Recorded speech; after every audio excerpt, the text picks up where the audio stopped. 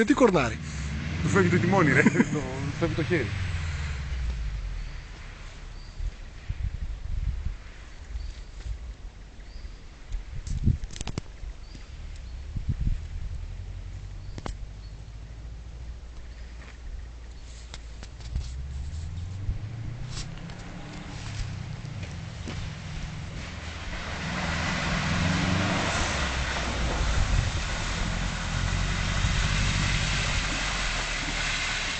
Αυτό wordt σε κλουκ κλουκ.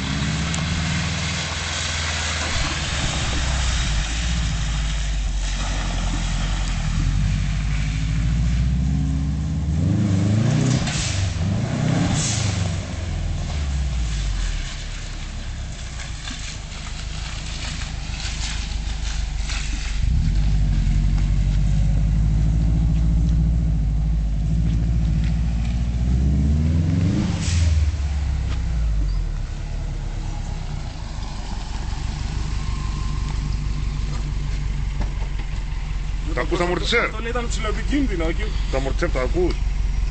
Πείτε μας πως νιώσατε. Κλουκ κλουκ κάνει αριστερά. Συνοδηγέ. Τι?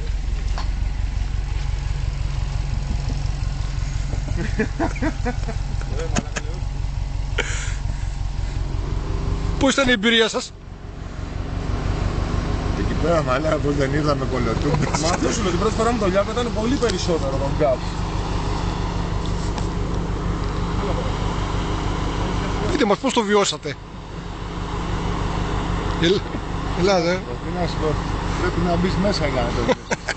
Όχι, ευχαριστώ φιλαράκι. Και από εδώ μια χαρά το βιώνω.